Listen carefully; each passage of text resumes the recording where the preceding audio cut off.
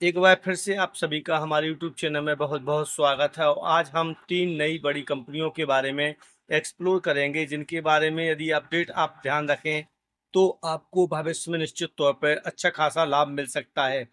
Tata Motors, जेन technology, जेनसर technology के साथ साथ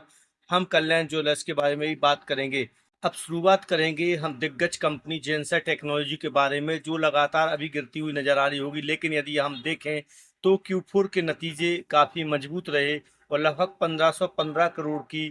पिछली बार रेवेन्यू इसके द्वारा जनरेट किया गया था, जो पिछले वर्ष के मुकाबले काफ़ी अच्छा था। और यदि बात नेट प्रॉफिट की करें तो लगभग 19% इसको प्राप्त हुआ था। वहीं यदि हम फाइनल डिविडेंड की बात भी करते हैं तो इसके द्वारा अच्छा खासा डिविडेंड 12 रुपये 60 पैसे प्रति शेयर के हिसाब से प्रस्तावित किया गया है, जो कंपनी इतिहास का सबसे बड़ा डिविडेंड अभी बताया जा रहा है। आपको पता होना चाहिए कि इसके द्वारा एक बड़ी डील भी हासिल की गई है और लगभग 210 मिलियन अमेरिकी डॉलर की एक अंतर्राष्ट्रीय डील इस कंपनी को प्राप्त हुई है, जिससे इसका रेवेन्यू बढ़ने में मिलेगी। इसके साथ में यदि हम बात करें तो कंपनी के द्वारा अधिग्रहण पर भी फोकस किया जा रहा है, जिसके कारण भविष्य में बड़े अधिग्रहणों की अपेक्षा की जा रही है। ऐसा निर्णय प्रबंधन द्वारा किया गया है। वहीं यदि कारपोरेट अपडेट की बात करें तो जून के महीने में कंपनी ने वरिष्ठ प्रबंधन की नियुक्ति की है और लगातार नए शेयर आवंटित किए हैं, जिससे इस कंपनी में थोड़ी बहुत ऊपर नीचे देखने को मिल सकता है। वहीं जेन टेक्नोलॉजी की अपडेट के बारे में यदि हम बात करें तो यहाँ भी कंपनी का पहला AI स्वचालित मॉड्यूल लॉन्च किया गया है, जिससे रक्षा क्षेत्र में नई उपलब्धि प्राप्त होने वाली है। इस घोषणा के बाद कंपनी का यह शेयर लगातार ऊपर जाता हुआ आपको दिखाई दे रहा होगा और इसकी प्रतिक्रिया भी इसी प्रकार से आगे भी दिखाई दे सकती है। 2026 में कंपनी ने इंडिया को फर्स्ट स्मार्ट बॉर्डर सल्यूट पेश किया है, जिसका उद्देश्य स्मार्ट बॉर्डर की सुरक्षा करना है। इसके तहत यदि आप देखोगे तो लगातार कंपनी को मजबूती मिलती हुई नजर आ रही है और कंपनी के हाल ही में यदि हम संस्थागत निवेशकों के साथ कई बैठकें आयोजित देखने को मिली होंगी, जिससे कि यह संकेत मिला है कि प्रबंधन निवेशकों के साथ लगातार संवाद बनाए हुए है और ज़्यादा निवेश को बढ़ावा देने पर जोर दे रहे हैं। कंपनी की आधिकारिक घोषणाओं के अनुसार उसे पहले 93 करोड़ का ऑर्डर रक्षा मंत्रालय के द्वारा दिया गया था और इसके और भी ज़्यादा ऑर्डर मिलने के चांसेस आपको दिखाई दे सकते हैं, जिससे कंपनी को काफ़ी मजबूती मिलेगी और शेयर ऊपर जा सकता है। अब यदि हम कल्याण ज्वेलर्स के बारे में बात करें तो यहाँ भी काफ़ी कुछ सकारात्मक आपको देखने के लिए मिलेगा। यहाँ पर कल्याण ज्वेलर्स में अमेरिका की सहायक कंपनी में अपनी पूंजी बढ़ाई है और अमेरिकी स्वामित्व वाली इस कंपनी में लगातार कंपनी के द्वारा 12.03 मिलियन अमेरिकी डॉलर की इंटर कंपनी लोन की को इक्विटी में बदल दिया गया है, जिससे विदेशी कारोबार को मजबूत करने में मदद मिलेगी। और अगर क्वार्टर फोर के नतीजों के बारे में हम बात करें तो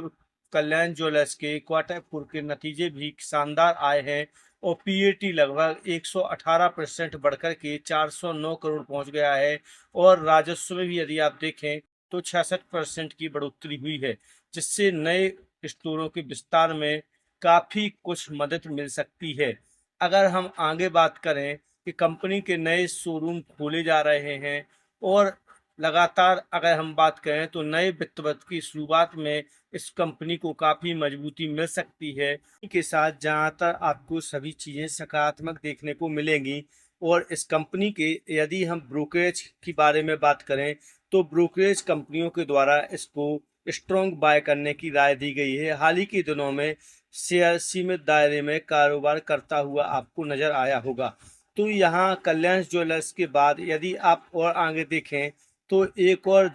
ताज़ा न्यूज़ टाटा मोटर के बारे में निकलती हुई नजर आई है, जिस पर आपको ध्यान देना है कि इन्वेस्टर डे 2026 में एक बड़ा विजन टाटा मोटर्स के द्वारा लिया गया है। इसमें पैसेंजर व्हीकल की बिक्री और रेवेन्यू को लगभग दोगुना करने का लक्ष्य रखा गया है, जिसके लिए नए मॉडल नए पोर्टफोलियो का विस्तार करने पर जोर दिया गया है। साथ साथ 2031 तक यदि हम बात करें तो 10 नए नेम प्लेट के साथ कंपनी मॉडल आपको लॉन्च होते हुए दिखाई देंगे और इसके साथ टाटा कंपनी लगातार ऊंचाइयों पर जाती हुई आपको नजर आ सकती है। इवेको की बात करें तो कंपनी इवेको एक जो कमर्शियल अधिग्रहण किया गया है, इस पर आपको ध्यान देना है, जिसके कारण इस कंपनी का लगातार दिशा ऊपर की ओर जाती हुई नजर आएगी। वहीं अगर इलेक्ट्रिक बसों के ऑर्डर की बात की जाती है तो टाटा मोटर को लगभग 500 इलेक्ट्रिक बस बनाने का एक नया मजबूत ऑर्डर मिलता हुआ नजर आया है, जिससे ईवी व्यवसाय को भी मजबूती मिलेगी और टाटा मोटर्स के व्यवसाय में एक चांद और जुड़ जाएगा। अगर बात करते हैं 1 जुलाई 2026 को, तो लगभग 2 से 2.5% तक मोटर के कमर्शियल वाहनों में कीमतों पर वृद्धि देखने को मिल सकती है। ये सभी घोषणाएं कंपनी के द्वारा की गई हैं, जिन पर आपको फोकस रखते हुए इस शेयर को खरीदना है। इसी प्रकार की न्यूज के लिए आप हमारे चैनल को फॉलो करते रहिए।